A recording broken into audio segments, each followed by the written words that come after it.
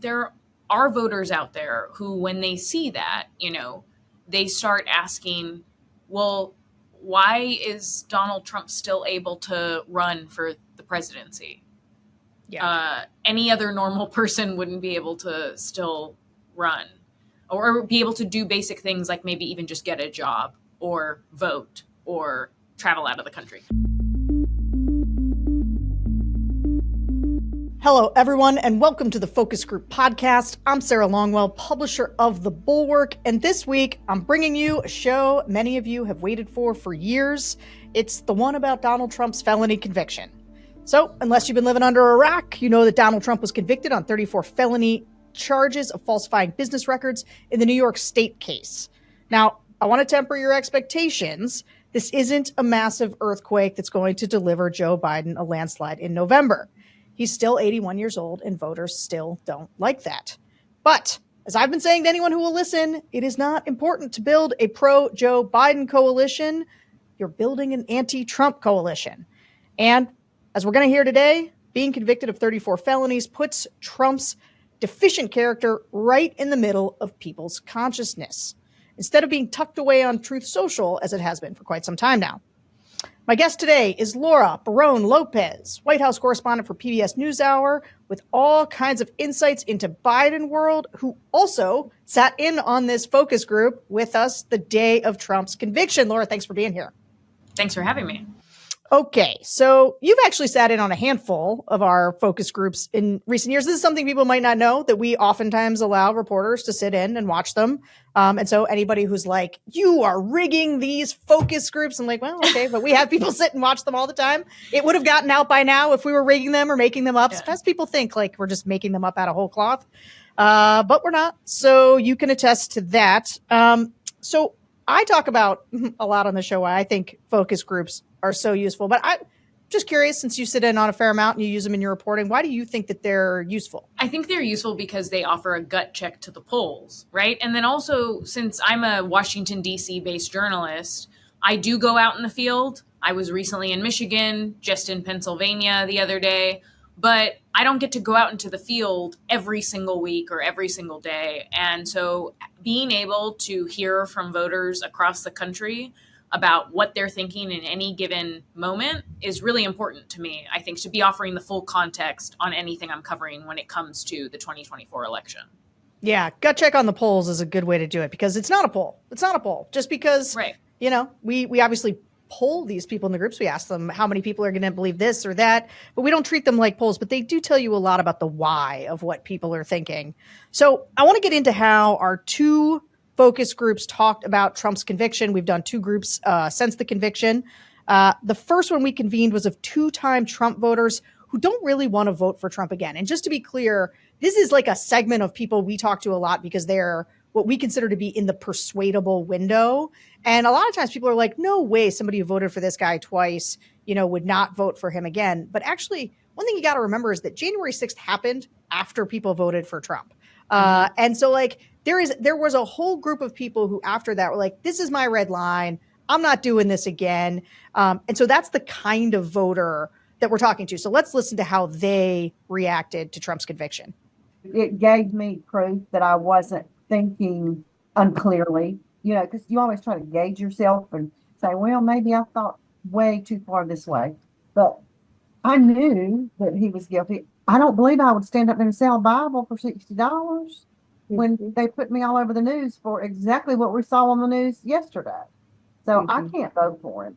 I think some people can make him more attractive to them, more bucking of the system and the bad boy, and now it's even more of a bad boy stamp, you might say.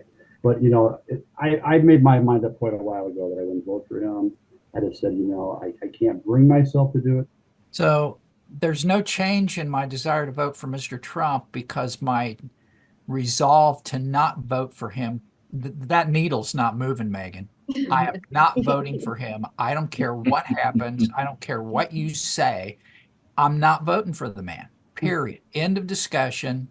Nothing's moving the needle for me. Trump is unfit for office. I thought the trial highly politicized, but in the hands of the jury, both sides had the chance, to present their case, and that's ultimately how it should have been done. I am happy that the jury found him guilty. And I think also now that he is a convicted felon, he's completely unfit. He can't pass a basic security clearance at this point. I'm not sure if he can vote in Florida. He may not be allowed to go to different countries as a felon. This is not appropriate. Knock it off, Republicans. Find somebody else. There's no ownership whatsoever. It's always someone else's fault. We've all worked with people that it's just like they get called on the carpet and there's like, oh, I don't know, Joe told me to do it. You got to own something, and especially if you're going to run our whole country. I've got a law degree, and I'm very, very aware of what a complete miscarriage of justice that was. It's a political trial. We're a better country than that. And so it does make me more likely to support him. So when we asked that guy, the very last guy there, about the Mar-a-Lago case, so the documents case, he thought Trump was guilty as sin. So, and he lamented how Trump could never get out of his own way. And when it push came to shove, that guy was going RFK. He wasn't actually going to go Trump. But a majority of that group of two-time Trump voters were prepared to vote for Biden. I think it was 5 out of 9. I think there was only one person who was interested in Trump. Actually, and it might have been that guy. I think actually everybody kind of was like was thinking third party or leave it blank. Were you surprised to hear two-time Trump voters talk this way? I was. I think this was the first time, because as you said, I've sat in on a lot of your focus groups. But this was the first time I was in a two-time Trump voter focus group. And I was surprised that so many of them, the majority of them, right, because there was about 9 or so, the majority of them said they were prepared to vote for Joe Biden. And I think one of them was just kind of unsure at this point in time. And then there was the voter that you just mentioned who said if he had to pick between the two of them, he would pick Donald Trump. But he gets to vote for RFK Jr. if he doesn't have to pick between the two of them. So, I mean, it was just striking because these are people that even they mentioned, they didn't necessarily like Donald Trump's response to the COVID-19 pandemic. They didn't necessarily feel great when he was in office during the first term. But they still went with him, either because they thought, oh, I'm going to give him a second chance, or maybe continue on in some of the policies that they potentially supported. And then it seemed like some of them were impacted by January 6th. And so, as you noted, Sarah, this is the first election. I mean, I guess 2022 was the first one, but the first presidential where we're going to potentially see the fallout for Donald Trump from his January 6th actions. Yeah. And I got it. So you know a lot about Biden world. I'm going to get back to Trump actually, but you know a lot about Biden world. And I wanted to ask you, the Biden campaign, they also knew that the conviction wasn't going to have the bottom fall out of Donald Trump. But we have, and I do not like the polls that come out right after this. I think the focus groups are actually more reliable as a snap judgment for these than the polling. But, as where we stand today, we've seen maybe a little bit of movement toward Biden. Do you get the sense that the convictions could have a larger impact when it's coupled maybe with the other charges still pending or whatever? Tell me what your sense of the impact is. I think they can have an impact. Is it going to be this seismic impact? No, I don't think so. Not these convictions alone. If we actually get into one of the other trials before November and voters are getting regular updates on one of those trials, I think the cumulative effect could have an impact, because there are voters out there who, when they see that, they start asking, well, why is Donald Trump still able to run for the presidency? Yeah. Any other normal person wouldn't be able to still run or be able to do basic things like maybe even just get a job or vote or travel out of the country, anything, you name it. And so I think it can have an impact potentially on those Nikki Haley voters that Biden world is obsessed with. And yes, you're right. When I was talking to a Biden aide in the hours after the verdict came down, they said to me, look, we never thought that this was going to help or hurt Donald Trump. Regardless of the outcome, we never thought that this New York trial was going to help or hurt him. And so if we did think that it would, we would have put out much more than a statement. Because, all they issued day of the verdict was a harshly worded statement calling him a convicted felon, an extreme, and a chaos candidate, basically. But that was it. You didn't hear from President Biden. You didn't have them making massive rounds to try to really shape the narrative after these convictions. And you don't really see that now. I mean, yeah, they're tweeting out convicted felon Donald Trump, but Democrats are not trying to talk about this or make this a massive piece of Biden's campaign in the same way that you're seeing Republicans, whether it's Donald Trump or Republican allies, Republican members of Congress, just going out there calling the entire judicial system rigged.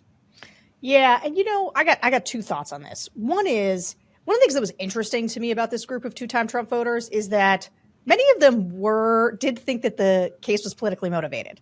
Like, they were like, yeah, I think it was probably politically motivated, but also I think it was fair. The trial was fair, and that he was right to be convicted. And I think that that's an important distinction, that people can kind of hold those two things together. Like, if this wasn't Donald Trump, Alvin Bragg's a Democrat, because these people are still Republicans, and they are, I think, inclined to believe that there are people out to get Trump. And they did believe that, but that didn't stop them from thinking he got basically a fair trial and that the result was correct, which I thought was really interesting. Did that strike you? Yeah, I mean, they also said like that it carried more weight because of the fact that these were felonies. And they said that, I thought it was interesting that a number of them, despite like you said, despite the fact that they were like, yeah, there's some politics at play here. Some of them said, look, it doesn't change the way I view the judicial system.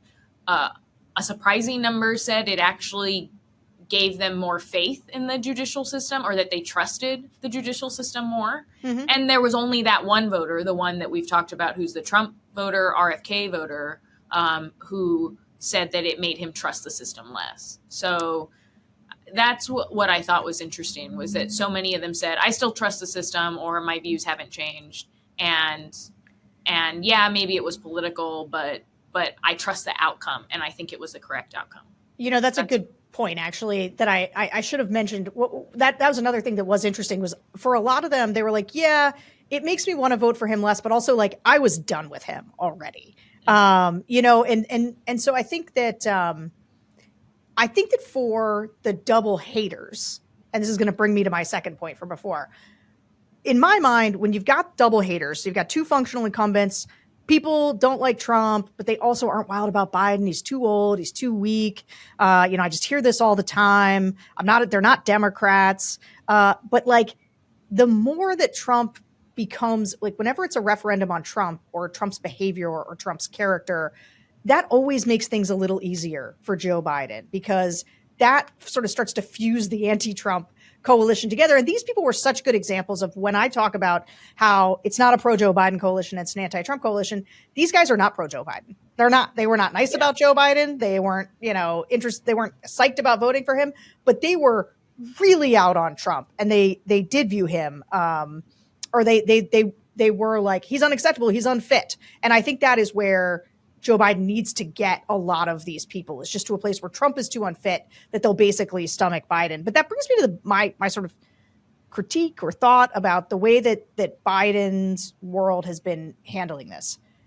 Obviously, anybody who listens to me on any of my shows knows that I was so upset that this was the first trial and is likely now the only trial, because I have listened to voters talk about this trial for a long time, and like, just the fact that it has porn star in it, like, makes them take it less seriously. I do think that these voters did seem to be taking this, in this particular group, they seem to be taking it seriously. But I knew that this one would never have the kind of public impact that the other ones did, because the other ones have so much bearing on who Trump would be as a president. Like, this one has a lot to do with who he is as a person, which is like a scumbag and a liar.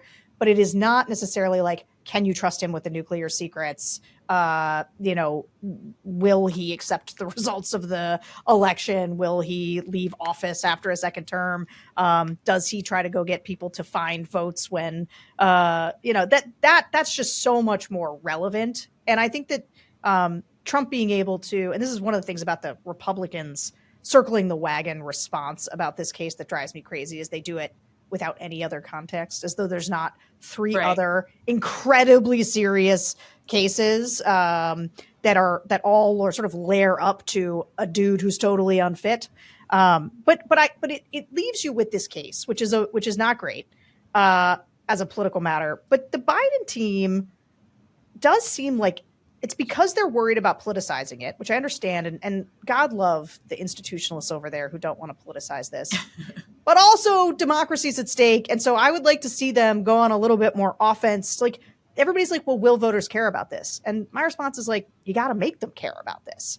And so how do you, and maybe this is an unfair question to ask a reporter, so you can feel free to, obfuscate however much you want. But like, what do you get the sense that, do you think that this is going to be their posture, not to go make hay of it or not to push forward? Because I would disagree with that as a political matter.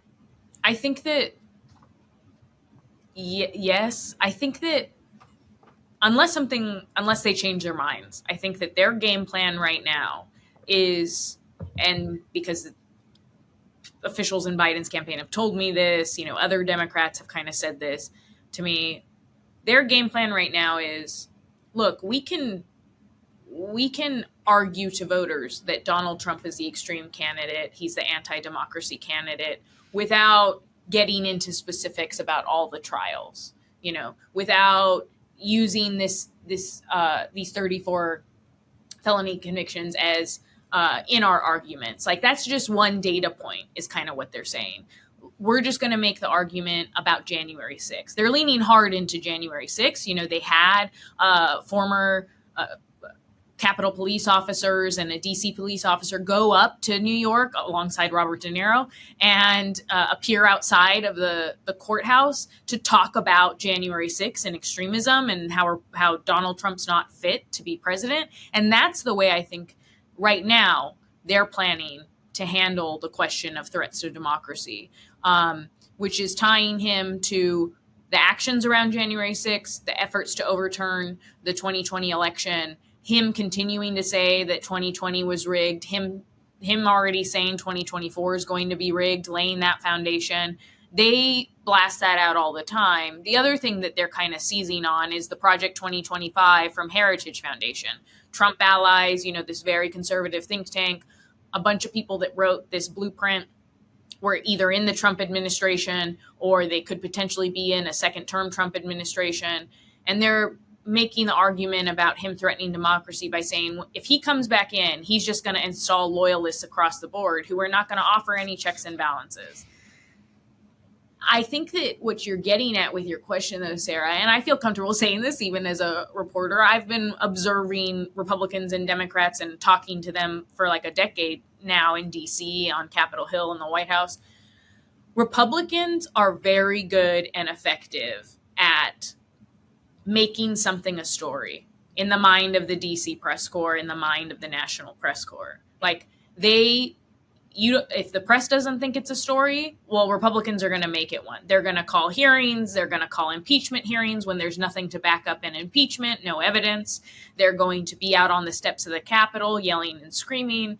They do that, and they do it within hours. I mean, they got on Twitter right away, almost in a coordinated fashion. Sorry, X, not Twitter. And, saying that red state AGs and district attorneys need to start launching prosecutions against Democrats. Doesn't matter what the Democrat is doing.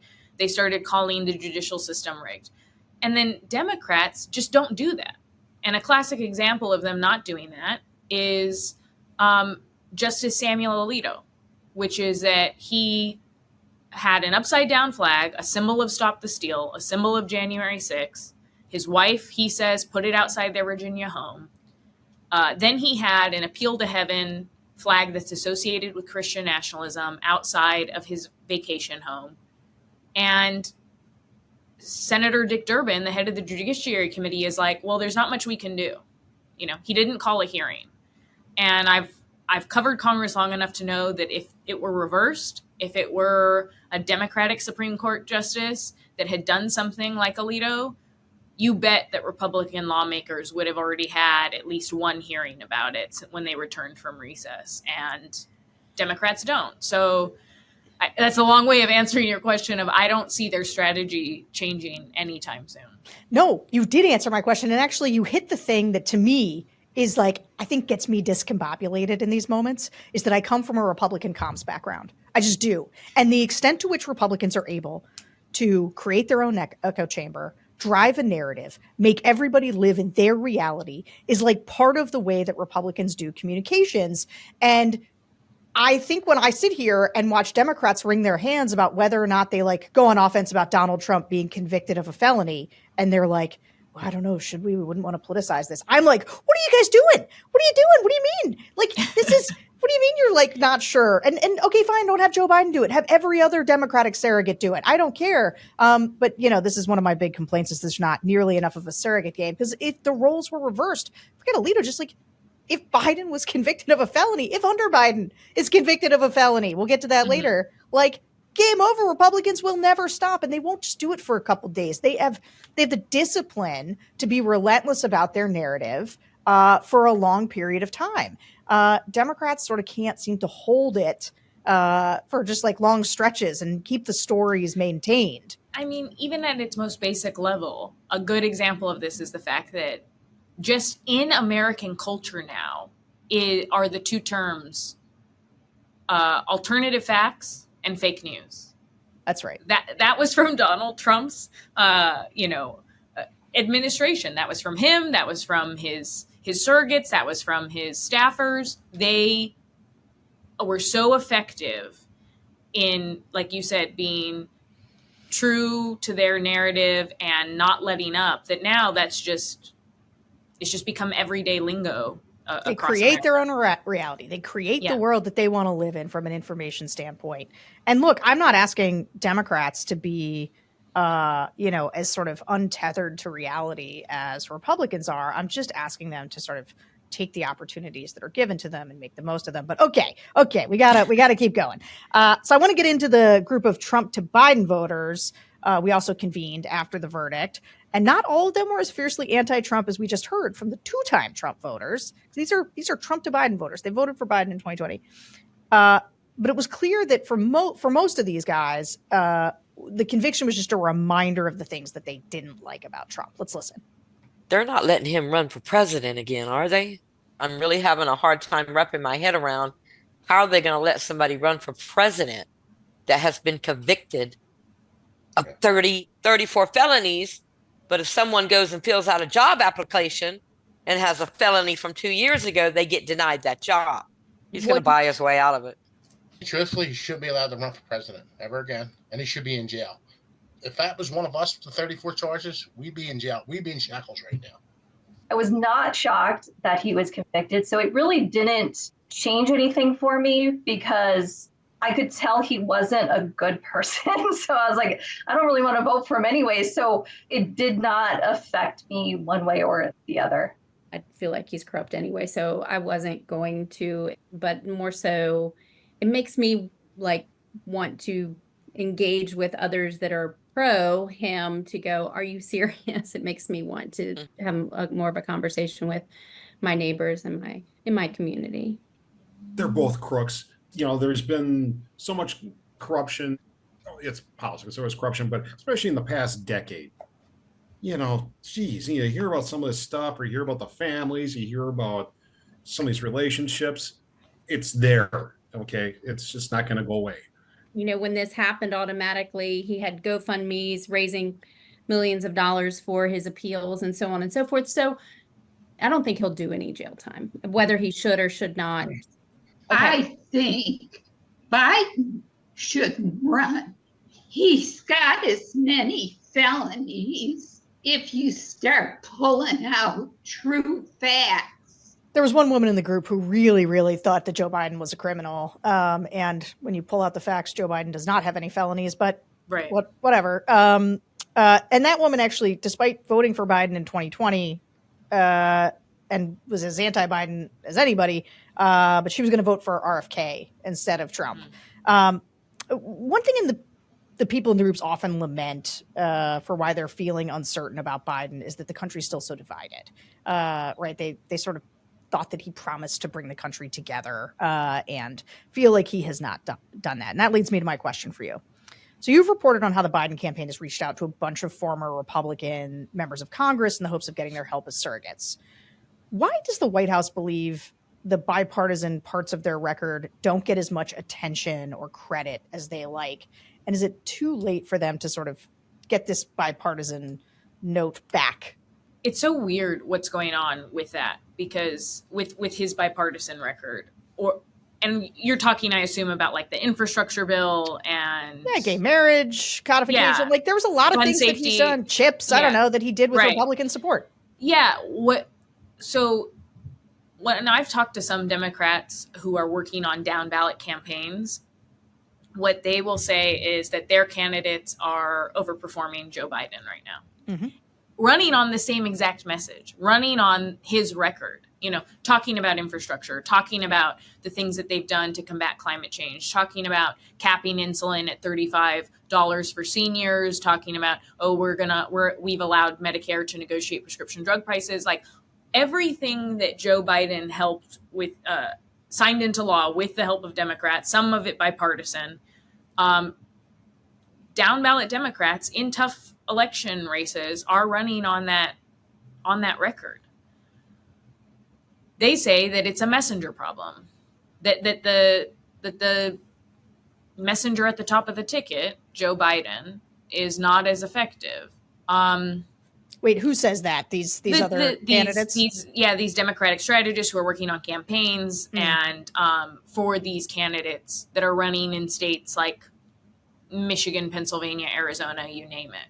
And, I've heard it from other Democrats. They feel like as a messenger, Biden just isn't as strong as he once was. Sure. That doesn't mean that the actual record can't be useful. I think that when they're courting these former Republicans, I was talking to some who were on a call recently with Joe Biden's campaign staff, and they said that the way they think they can be useful to the campaign is essentially to create a permission structure, which is, look, here I am, a lifelong Republican, but I can't support Donald Trump. I don't support Donald Trump. I don't agree with Joe Biden on almost any policy, but I'm going to vote for him because at the end of the day, the stakes of this election are about the Constitution or about democracy or about whether or not we're going to just be a functioning republic. And they're right, by the way. And so they feel they feel like they said, put us out there, make us surrogates, let us help you get in bigger name Republican endorsers, and let us give you some feedback. Now they want to give some policy feedback to get a little bit of that bipartisan in there. And the campaign kind of told them, we're the campaign, we're not the White House. We're not necessarily going to listen to you on policy. But who knows, you may see, especially as we get closer to November, if things aren't looking better for Biden, he may try these different tactics or he just closed the border. I mean, he just did the border. He did. Yeah. He did just do something that is, considered a very conservative move, feeling pressure from Republicans and from some Democrats that are facing tough elections. So, yeah, that's what I've heard from the campaign in terms of the record. I mean, it's just that for some reason, despite voters usually overwhelmingly saying that they support a lot of his record, they don't seem to attribute it to him at all. I'm kind of curious why you think they don't attribute it to him or give him credit for those things. Yeah, I do. My theory on this is, so this is the benefit of running these focus groups week in, week out, even through the sort of less politically intense times, is that one of the things you heard from voters a ton over the last couple of years is they feel like they don't see Joe Biden a lot. And I think a lot of that comes from not actually that they don't see Joe Biden. It's that Donald Trump created a new level of expectations about a way that a president communicates with you, which is that he's in your face all the time, tweeting constantly. And I think that voters got really used to just like hearing directly from the president and then having like a very lively surrogate game. Like Donald Trump would talk, the entire Republican apparatus would repeat whatever he said. And like they had this effective messaging strategy. the Democrats, and I think Joe Biden, and in a lot of ways I like him for this because he is so old school, but like communications, it just moves at a different tempo. And so to have him not constantly sort of in a braggadocio, big kind of, I mean, the way that Trump did the economy, Trump would just be like, best economy for black people, best economy for women. Hey, buddy, how's your 401k doing? And guess what? We moved the embassy to Jerusalem. And like, everybody would just like tick through this list with Trump that hit the vibes. Like we're in a vibes attention economy now. And it's different from when you could like put out a press release and like do the policy thing and like everyone would write about it. And so everyone would know about it. And so people didn't know about any, every time they'd pass something, you know what people knew? They often knew the price tag. That was it. They didn't know what was in the bills. And they didn't feel like, they got explained to them and then they forgot about them. And so now you've got this weird phenomenon where the infrastructure stuff gets passed in these red states and they're like, it's really cool Donald Trump did this for us. And it's just like totally wrong. And I think if Biden was 20 years younger, he'd grab a shovel and he'd be at every groundbreaking and ribbon cutting and he'd be making a big show out of all of it. And they're doing some of that. But anyway, that's my theory. My theory is that he's not the same in your face type as Trump. And that's what voters got used to. And they would just receive information differently than they used to. Yeah, I think that's definitely part of it. Yeah. They got used to. Yeah. Okay. So one of the things you just heard running through that flipper group, the Trump to Biden group, sound is the sense that Trump isn't really going to be held accountable by the justice system. So we asked some of the down on Trump, two-time Trump voters whether Trump should face some jail time. And let's listen to what they told us. I want criminals to go to jail. Like Bob Menendez is a Democrat from New Jersey, and he's being tried by Biden's DOJ because he's criminal. So criminals should not be in charge. If they violate the laws, then they should be subject to exactly the same rules that all of us are expected to abide to. He should serve jail time, pay the penalty for the crime. We all know what's going to happen. They're going to negotiate and renegotiate. And I mean, he's not going to serve any time, but he'll get more time on television right here at election time. So, just to underscore, that's a couple of two-time Trump voters essentially saying lock him up. So Laura, what steps has the Biden White House taken to distance itself from the federal cases, like these other cases? Because it's interesting to me how, going back to this just general posture from the White House, like they're pretty sensitive to any perception of these cases being politically motivated. How are they navigating it? Because I know what they're doing, right? They want people to have faith in institutions. Mm-hmm. And so, talk about the steps that the White House has taken to distance themselves. Yeah, I mean, basically, when Joe Biden came in to the presidency, he said, Justice Department is totally independent. I don't touch Justice Department. I don't have anything to do with Justice Department. I barely even talk to Merrick Garland. I don't talk to Merrick Garland. Like, President Biden couldn't have made that more clear, said it all the time. His staff said it all the time. So from the beginning, even before we knew that there were going to be these cases, that they were going to bring charges against Donald Trump, President Biden established that Justice Department is totally independent. Because of the fact that he saw what his predecessor did and he wanted, he ran on, I'm not going to be like that. Traditionally independent institutions are going to be independent if I win. And so he's done that from the beginning. And then they've just taken great care. They hired a special staff communication staff specifically to respond to any and all things that have to do with the Justice Department and the cases they might bring, whether it's also the case brought against Hunter Biden, Joe Biden's son. And President Biden just has stuck to the same line, essentially, which is, I don't comment on any ongoing investigation or any ongoing trial or case. Anything that is going on is separate from me. That's the Justice Department's prerogative. That's them. That I have nothing to do with this.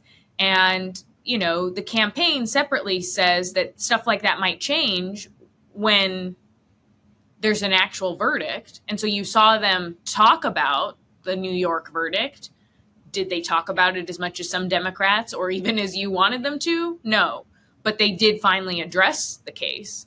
Again, I don't think we're going to see verdicts in the other cases before November. If somehow we did, then that's when they say that they would jump in and start talking about them. And so there has been, rumblings of at times President Biden is frustrated with the Justice Department, frustrated with the pace that they've gone about these investigations and bringing charges. But in public and, all throughout this, he's just said, I have no part of this. I have no insight into what the Justice Department is doing. Interesting. Okay. So one other thing that's in the news this week, and you just brought this up, gave me a good transition, is Hunter Biden's criminal trial. As jury selection began this week, President Biden came out with a statement that he wouldn't comment on the case, but that Jill and I are going to continue to be there for Hunter and our family with our love and support. So I want to listen to how the down on Trump voters talked about Hunter. I mean, Hunter's not president. It does implicate a lot as far as how he raises his kids. I'm completely confident that given his history, that he was complicit in the influence peddling thing, but most of that has been statute of limitations. But like everybody knows who Hunter is and what he is, but he's also not president. So it couldn't give me any worse of an opinion about Biden. I think it might depend upon whether Mr. Biden is implicated in Hunter's illegal activities. If the activity is Hunter and Hunter alone, that's one thing. But if Hunter and Mr. Biden are both complicit in breaking the law, that's another thing. I'm still not going to vote for Mr. Trump, but that's a big black stain on Mr. Biden if he conspired with his son to break the law. Is this the child whose mother was killed? Is he the one? I mean, this sounds like a person who's been through a lot. I mean, I have a child, and, I would really hate for people to judge me on the things that he does because, children are born into this world and sometimes they just go their own way. They have their own personality. But 25 years for lying on a form, this makes sense. It doesn't begin to pale to the mountain of crud that Trump brings with him. So it just doesn't matter. Not an issue. Sorry. Yeah, it's not going to change anything for me. Okay, actually, you know what? Before we talk about it, I want to do how the flippers talked about Hunter, because both groups talked about him, and we'll compare it a little bit. So here's how the Trump to Biden voters talked about Hunter. Don't get me wrong. I am not taking up for Biden, okay? But the way we raise our children and the way they turn out when they become an adult is kind of their choices. I don't think it's Biden's fault what his son's doing. That's just my opinion, though, guys. He didn't make the choice for him. His son made his own choices. But then again, you don't know how he raised him. You don't know the background, but... The saying my father used to say when we were kids, you fool me once, shame on you. You fool me twice, shame on me. He needs to be taught a lesson. I mean, if you really look back of all the crazy things his son did over the years, yes, he is an adult. Yes, he makes his own decisions. He needs to be put in his place. Like, I know if my son was like that, I would want him to get the right help. And if he has to go to jail to taught a lesson, that's no way. He needs to be put in his place. It's going to be politicized. They're going to pay a judge off, and they're just going to reduce the charges down to like community service or something. If it was one of us, we'd be in jail. And then depending on what state you're in, some are 3 years, some are 10 years, or even worse. On a smaller scale. Okay, my son had a speeding ticket. You know what? I helped him get through that so, we didn't mess up his insurance rates. Okay, he was 17. You know what? President Biden also knew what his son did and probably helped him really get out of a lot of stuff, too.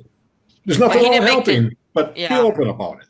Okay, so Hunter Biden comes up a lot in the focus groups with swing voters and with Trump voters, more so with the two-time Trump voters, but with both groups.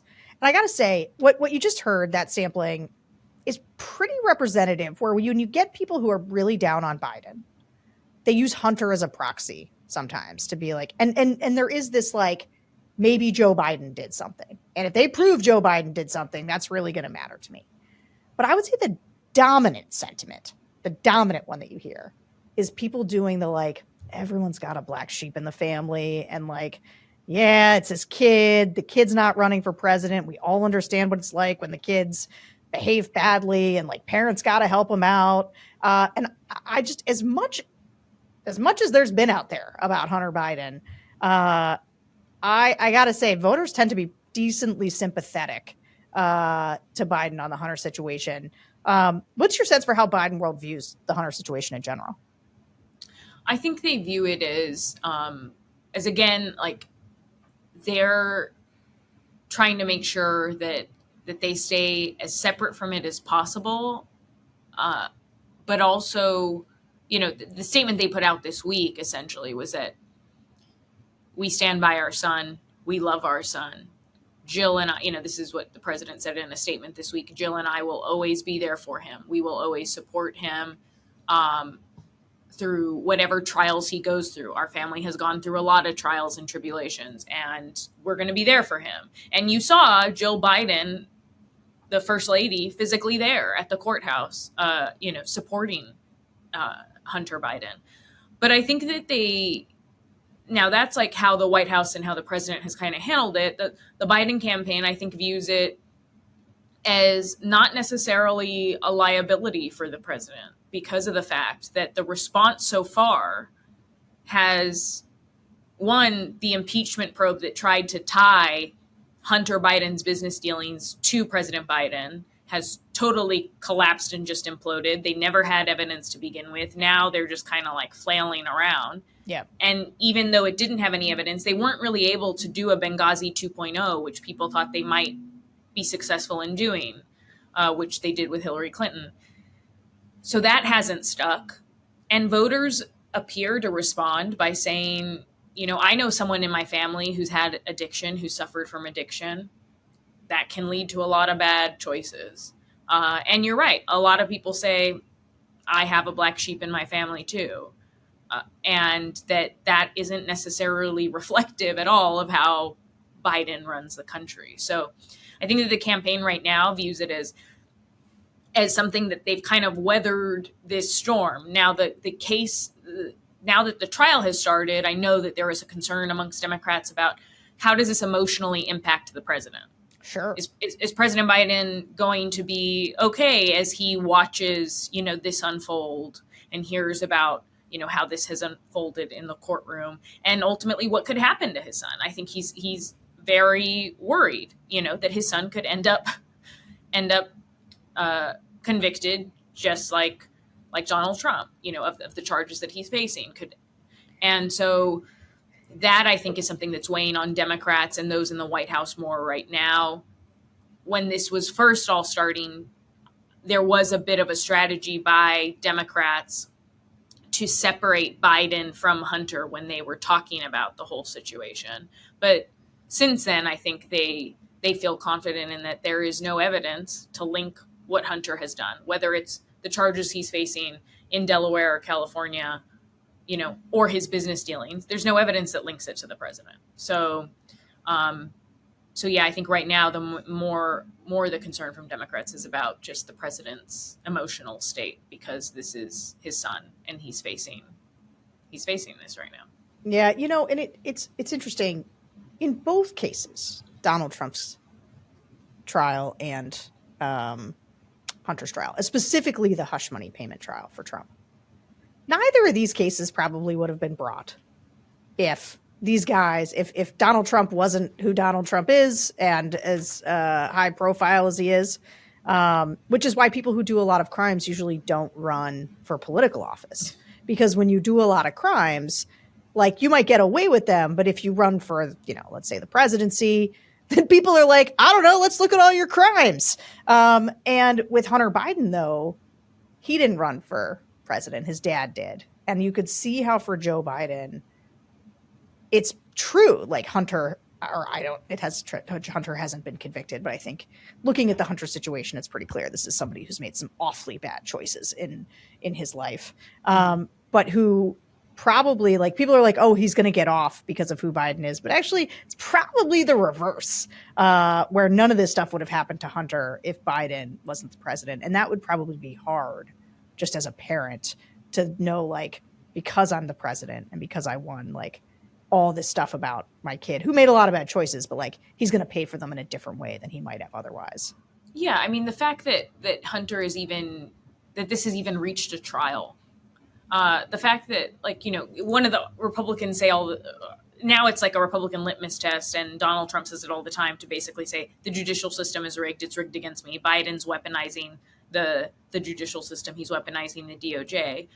Okay, if that's the case, then why is his son facing charges? I mean, why is his son in trial right now? And they don't, of course, have a logical response to that, because if President Biden were actually rigging the system and actually weaponizing the Justice Department, then he probably would have made sure his son had never ended up in court. I think that's right. I think that's a great point, and it's a good point to end on. Laura, Barrón-López, thank you so much for joining us, and thanks to all of you for listening to another episode of the Focus Group Podcast. Remember to rate and review us on Apple Podcasts and subscribe to the Bulwark on YouTube, and we will see you all next week.